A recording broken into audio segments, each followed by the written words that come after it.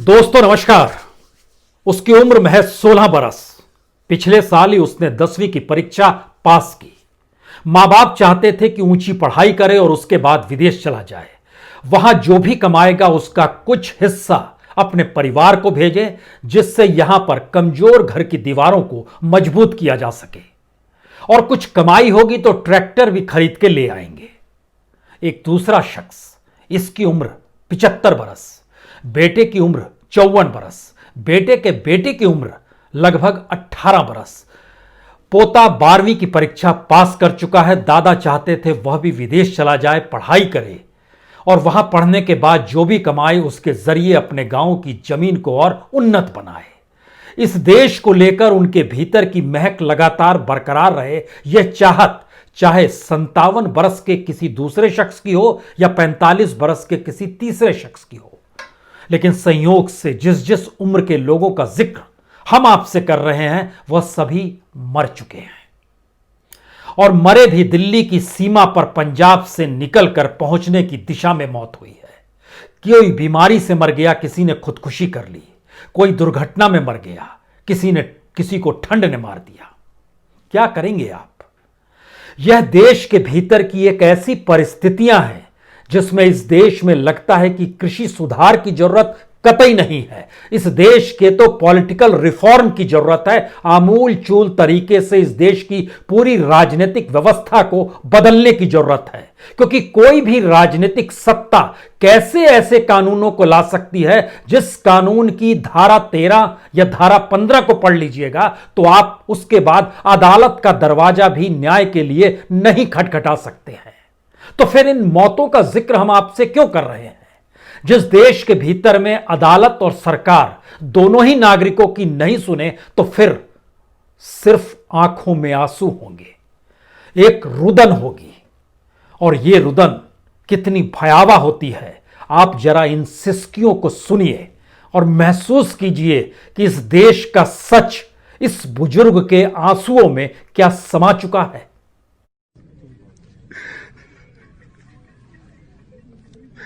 यहाँ हमारी कोई नहीं सुनता, यहाँ कोर्ट भी नहीं सुनती, यहाँ सरकार भी नहीं सुनती। इस देश में हमारी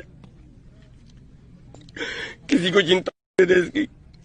मर रहे हैं गरीब लोग, भूख से मर रहे हैं, तड़प तड़प के मर रहे हैं, किसी को चिंता नहीं है हमारी। न सरकार सुनती है न कोर्ट सुनती है। यह शख्स यूं ही नहीं रो रहा है, यह शख्स जानता है जिस जगह से वो आया है वहां पर बड़ी तादाद में लोग इस बात का इंतजार कर रहे हैं कि दिल्ली से लौटेंगे तो यह कहते हुए लौटेंगे कि हमने हक की लड़ाई जीत ली है, हमें हक मिल गया है, यह सरकार हमारी है, इस देश के भीतर में अदालतें हमारी हैं। क्योंकि एक लंबी फेरिस्त है, 33 किसान, 33 परिवार, 33 युवा, 33 बुजुर्ग। जिसे जहां जिस रूप में आपको फिट करना है कर लीजिए, लेकिन सच यही है कि बीते 25 दिनों में 33 किसान परिवार इस दौर में अपने परिजनों को गंवा चुके हैं। और वह किसी पंजाब के बड़े शहर नहीं बल्कि छोटे छोटे पिंड से आते हैं। हर तबके के युवा भी उसमें हैं, उसमें बुजुर्ग भी हैं, उसमें पिता बन चुके नवविवाहित दंपत्ति होने वाले शख्स, उसकी भी पहचान है।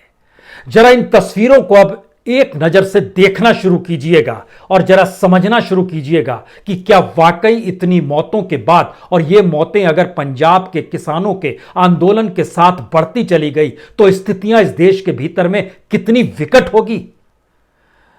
जरा इन तस्वीरों को देखिए और उस बुजुर्ग के उन आंसुओं को याद कर लीजिए जो कह रहा था, ना तो अदालत हमारी न सरकार हमारी, हम क्या करें। तो जाइए जरा पहले इन नामों को देखिए। जयसिंह की उम्र 37 बरस, ये भटिंडा के हैं और भटिंडा के ही जतिंदर सिंह जिनकी उम्र महज 26 बरस, समाना के भीम सिंह 40 बरस की उम्र और नवा शहर के गुरप्रीत सिंह उम्र 21 बरस। सभी आंदोलन के लिए निकले।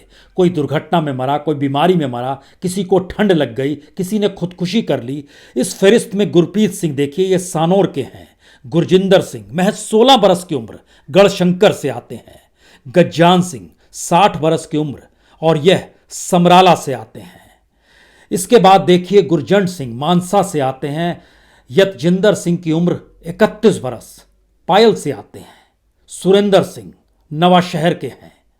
रविंदर पाल ये खन्ना के आते हैं। इन सभी की मौत हो चली है। ये सभी आंदोलन में शरीक होने निकले थे और ये फहरिस्त रुकती नहीं है।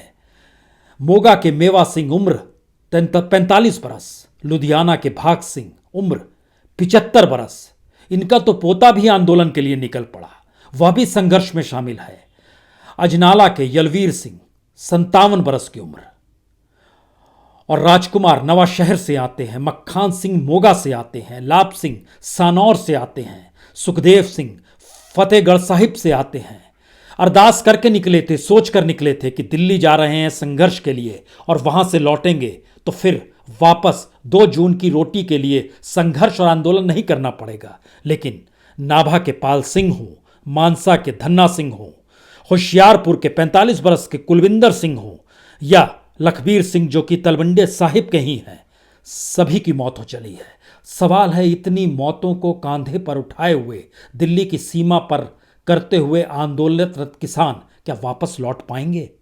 जी, एक एक नाम आपने देखा। इन परिजनों के घर के भीतर झांक कर देखिएगा तो लगभग 27 परिवार ऐसे हैं जिनके पास जमीन 2 एकड़ भी नहीं है।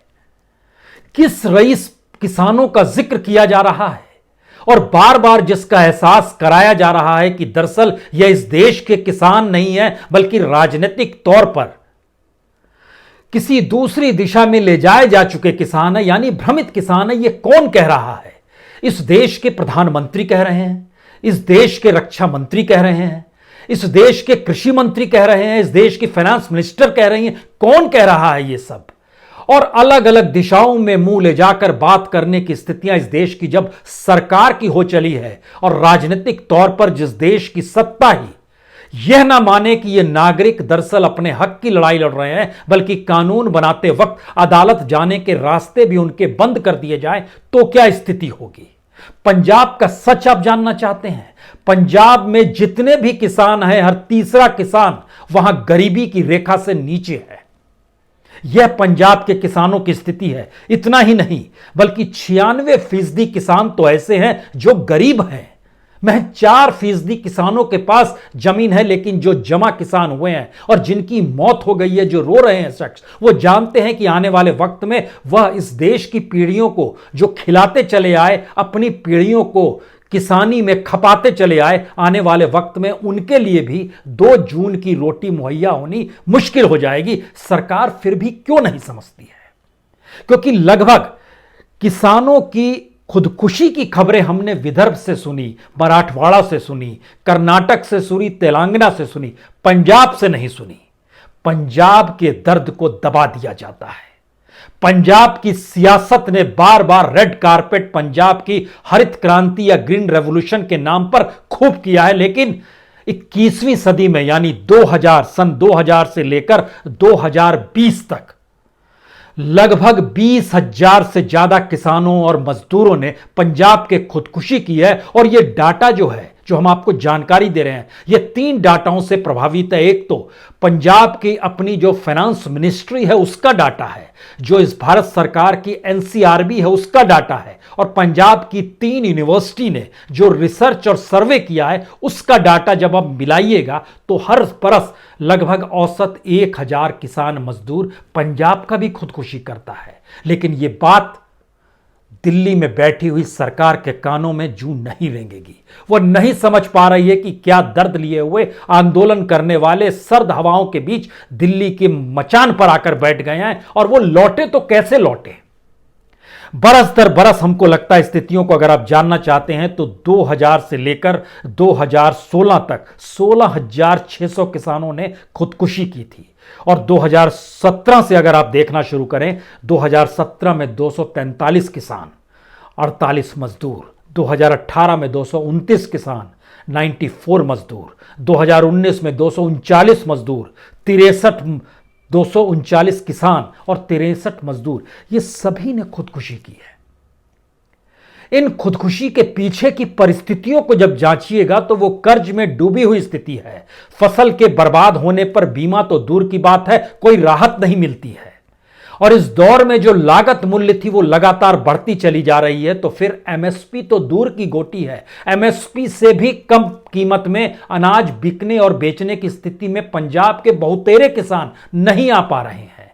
इस देश के भीतर समाहित करके अगर आप पंजाब के किसानों को देखते हैं और इस देश को पंजाब के किसानों से अलग बांट देना चाहते हैं, तो यह सियासत तो राजनीति ने खूब की है। लेकिन इस देश के भीतर में वाकई इस राजनीति को बदलने की स्थिति अब पैदा हो रही है, तो क्या किसान, इस देश का किसान अगुवाई करने को तैयार नहीं होगा? क्या इस देश के किसान को अब इस देश की राजनीतिक व्यवस्था को ही परिवर्तित करने की दिशा में नहीं बढ़ जाना चाहिए? क्योंकि सच क्या है? सच यह है कि जब बिहार के चुनाव हो रहे थे उस वक्त इस देश के भीतर में जो 42 कैबिनेट और स्टेट लेवल के मिनिस्टर्स हैं वह बिहार की गलियों में चुनाव प्रचार कर रहे थे। जो हैदराबाद का चुनाव, जो म्युनिसिपल कॉरपोरेशन का चुनाव था, 18 मंत्री घूम रहे थे, 2 राज्यों के मुख्यमंत्री घूम रहे थे, प्रचार कर रहे थे। और अब जब बंगाल सामने आया है तो उसमें भी 6 मंत्रियों को समझा दिया गया है, 7 मंत्रियों को कि आपको वहीं रहना है, इसमें और तो और 2 राज्यों के और मंत्रियों को भी शामिल कर लिया गया है। अमित शाह खुद गृह मंत्री हैं बंगाल। क्या इस देश की स्थिति इस बात की इजाजत देती है कि देश का गृह मंत्री अभी से उन इलाकों में जाकर चुनाव प्रचार शुरू कर दे जिसके चुनाव होने में अभी भी 4-5 महीने बचे हुए हैं? वो उन गलियों में घूम रहा है, उसे चुनाव जीतना है। गजेंद्र सिंह शेखावत जल शक्ति मंत्री हैं। जल की स्थिति इस देश में ठीक हो गई है क्या, जो मंत्री चुनाव प्रचार के लिए नियुक्त किए गए हैं? अर्जुन मुंडा ट्राइबल अफेयर के मिनिस्टर हैं, आदिवासी कल्याण के लिए हैं, उनको भी बोला गया है अब आप बंगाल में रहेंगे। मनसुख मांडिया जो कि केमिकल फर्टिलाइजर के मिनिस्टर हैं, उनको भी कहा गया आप बंगाल में रहेंगे। प्रहलाद सिंह पटेल टूरिज्म और कल्चर से जुड़े हुए मंत्री हैं, उनको भी कहा गया है। संजीव बालियान जो कि एनिमल हस्बेंड्री, डेयरिंग और फिशरी के मंत्री हैं, उनको भी कहा गया है बंगाल के चुनाव में चले जाइए और एक सांसद वाली सीट उनको दे दी गई है। इसके मातहत आने वाले 7 विधानसभा क्षेत्रों को आपको देखना है।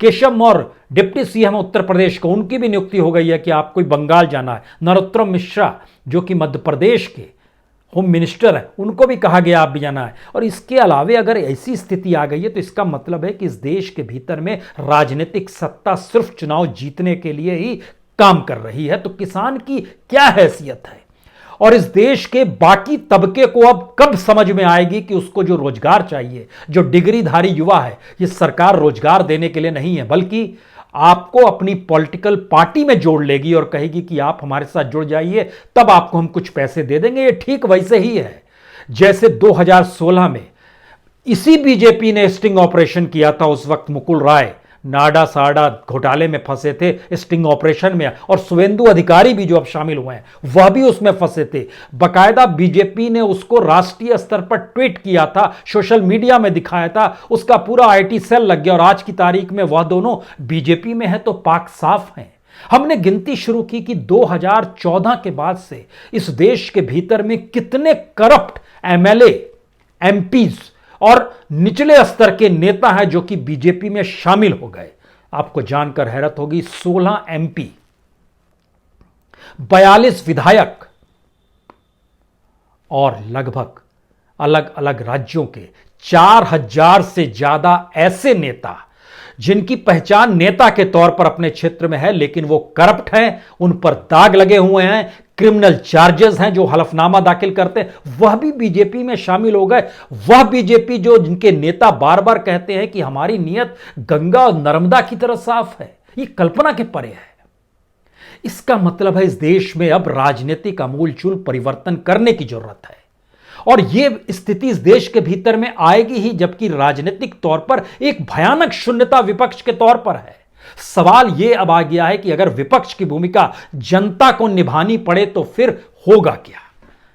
आज की स्थिति में किसान विपक्ष के तौर पर दिल्ली की सीमाओं पर मौजूद है, अपने गांव खेड़ से चल रहा है, कोई राजस्थान से चलना चाहता है, कोई मध्य प्रदेश से निकलना चाहता है, कोई छत्तीसगढ़ से निकलना चाहता है, कोई गुजरात से आना चाहता है, कोई तमिलनाडु से आना चाहता है। उनको रोकने के भी प्रयास किए जा रहे हैं और रोकने के प्रयास बाय फोर्स किए जा रहे हैं। पुलिस को निर्देश है, वहां के एडमिनिस्ट्रेशन को निर्देश है और उसकी दूसरा चेहरा नजर आता है जब आईटी और ईडी के रेड्स पड़ने शुरू होते हैं। बैंकों को नोटिस दिया जाने लगता है कि जो भी पैसा एनआरआई और इनके बच्चे, किसानों के बच्चे जो भेज रहे हैं, जो विदेशों में काम करते हैं, कोई कनाडा में काम करता है, कोई ब्रिटेन में काम करता है, कोई अमेरिका में काम करता है, कोई ऑस्ट्रेलिया में काम करता है, यह बच्चे जो पैसा भेज रहे हैं कि आंदोलन को किसी भी रूप में कमजोर नहीं होना देना है, तो उन पर क्यों नहीं आप बैंकों से कह रहे हैं कि उन पर चार्ज लगाइए, नोटिस भेज दीजिए और कहिए कि एफसीआरए कानून के तहत आपके खिलाफ कार्रवाई होगी।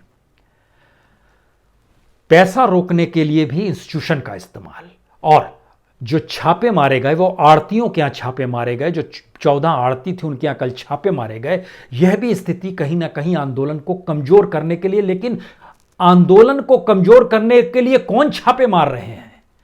इस देश के भीतर में इंस्टीट्यूशन में काम करने वाले नौकरशाही ही है। इस देश की नौकरशाही को भी समझना होगा कि वह पॉलिटिकल नहीं है। इस देश के भीतर में कोई भी प्रोफेशनल पॉलिटिकल नहीं होता है। वह अपने प्रोफेशन के प्रति ईमानदारी बरतता है और उसे ऐसा महसूस होता है कि शायद जो आदेश दिया गया है वो आदेश सही है, कानूनी तौर पर सही है, लेकिन जो कानून बनाए जाएं उस कानून में जब लोगों को ही अदालत में दरवाजा खटखटाने की स्थितियों को भी बंद कर दिया जाए तो फिर इसका मतलब यह है कि राजनीतिक सत्ता गैर कानूनी तो नहीं हो गई है और राजनीतिक सत्ता ने अपने तौर पर अपने आप को बनाए रखने के लिए एक ऐसी परिस्थिति तो नहीं बना दी है जहां पर वह जिन बातों का जिक्र बार बार करे उन बातों को ढोल पीटते हुए, चाहे वो नौकरशाह हो, चाहे मीडिया हो, चाहे संपादक हो, कोई हो, हर कोई उसके अनुकूल परिस्थितियों को सिर्फ बताना शुरू कर देगा। अगर यह स्थिति आ चली है और अगर इन स्थितियों के साथ यह महसूस अब होने लगा है कि वाकई इस देश में लोगों को बांटा जा सकता है, इस देश के भीतर में इतनी असमानता है कि आप किसी को भी किसी भी तरीके से बांट सकते हैं। किसान के खिलाफ किसान खड़ा होगा, आदिवासी के खिलाफ आदिवासी खड़ा होगा, मिडिल क्लास के विरोध में मिडिल क्लास का व्यक्ति रहेगा, एक नौकरशाह के विरोध में दूसरा नौकरशाह रहेगा, एक पुलिस वाले के खिलाफ में दूसरा पुलिस वाला रहेगा, एक ईमानदार के खिलाफ में दूसरा ईमानदार अपने तरीके से सरकार के साथ खड़े होकर परिभाषा गढ़ेगा। यह सारी परिस्थितियां इस देश में मौजूद है। तो क्या यह मान लिया जाए? उस बुजुर्ग की आहट को फिर सुनिएगा जिसने इस बात का जिक्र किया कि इस देश में ना तो अदालतें हैं ना सरकार है, तो हम क्या करें? हमको लगता है इन आंसुओं को एक बार फिर जरा महसूस कीजिए आप।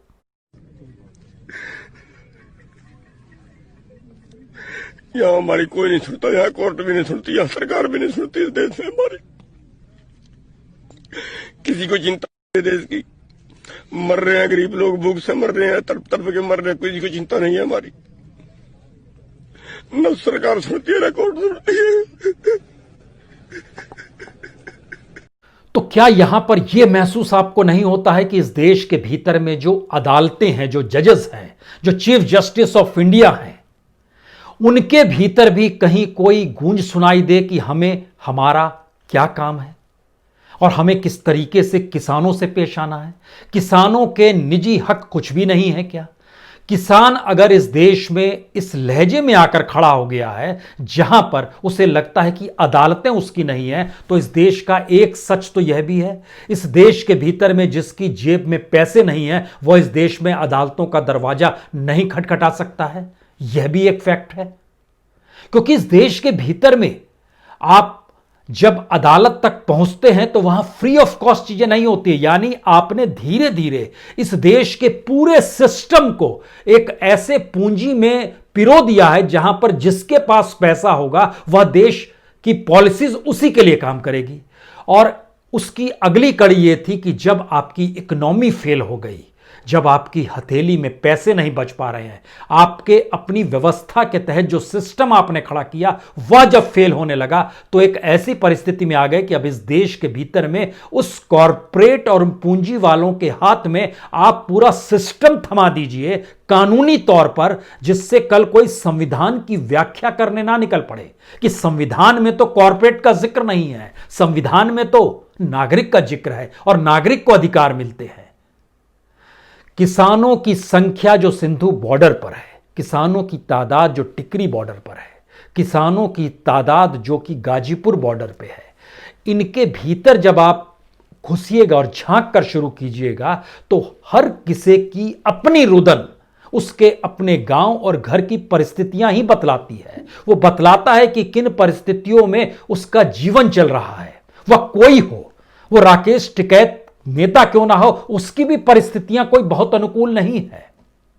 और ना ही कोई मध्य प्रदेश से आंदोलन करने आए शिव कुमार के घर की स्थितियां कोई अच्छी है, वो भी फक्कड़ और मुफलिसी में करते हैं। पंजाब के भीतर के किसान, चाहे वो हरभजन सिंह हो, चाहे त्रिलोचन जी हो, इन सारे किसानों के भीतर की परिस्थितियों को झांकिएगा, या गजावत जी जो कि टिकरी बॉर्डर पर मौजूद हैं उनकी परिस्थितियों को देखिएगा, तो आप समझ पाएंगे इस देश का सच मौजूदा वक्त में यही है कि हर तबका अपनी जगह हैरान और परेशान है, लेकिन वह अकेला है।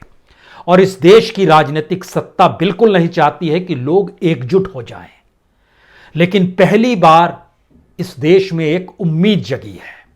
इसलिए इस बुजुर्ग के रुदन के साथ अगर आपको जुड़ना है तो इस एहसास को जुड़ना है कि दरअसल चीजों को बदलना है। अब सवाल घर लौटने का नहीं है, सवाल अब उसके आगे की परिस्थितियों का है, क्योंकि सत्ता ने तो पूंजी की गुलामी कर ली है और उसकी राजनीतिक सत्ता पूंजी के आश्रय ही बनी रहेगी। इसके भी वह उपाय लगातार खोज रही है, कभी बहका रही है, कभी कुछ घूस देती है, कभी किसी को कुछ देती है, कभी किसी के करप्शन को ढक लेती है, कभी किसी को शामिल कर लेती है अपनी। यह राजनीतिक सत्ता की फितरत हो चली है, लेकिन जनता की यह फितरत कहीं नहीं है और कतई नहीं है।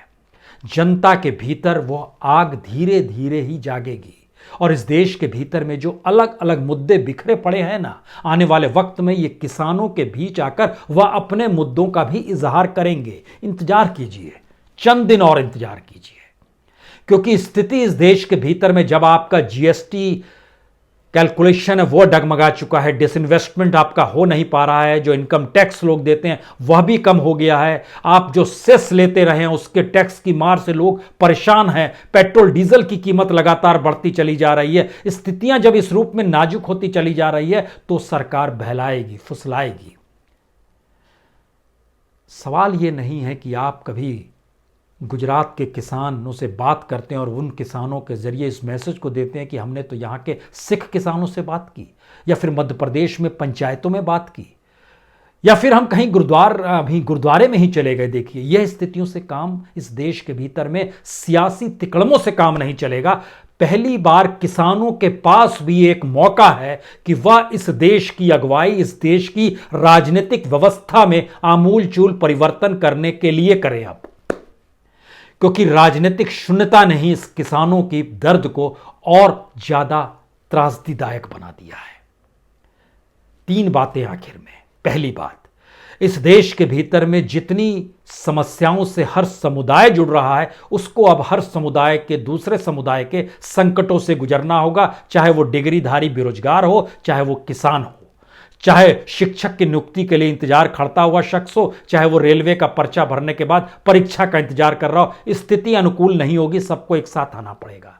दूसरी बात, इस देश में जनता को ही विपक्ष की भूमिका लेनी होगी, पॉलिटिकल पार्टीज विपक्ष के तौर पर बिल्कुल नहीं होगी। और तीसरी सबसे महत्वपूर्ण बात, ऐसे आंदोलनों को जिलाए रखने के लिए और इस आंदोलन को ही देश में कन्वर्ट कर देने के लिए लोगों की सहभागिता और सरोकार दिली तौर पर हो, फिजिकली हो ना हो, लेकिन धीरे धीरे चीजें जुड़ेंगी, क्योंकि क्राइसिस बड़ा हो रहा है। और सरकार जिस रास्ते चल पड़ी है उस रास्ते में वो बंद गली के आखिरी मकान पर जब पहुंचेगी तो वहां इस देश का नागरिक खड़े होकर उनसे न्याय नहीं मांगेगा, बल्कि वो न्याय करने की परिस्थितियों में आ जाएगा। बस इंतजार कीजिए। बहुत बहुत शुक्रिया, बहुत बहुत शुक्रिया।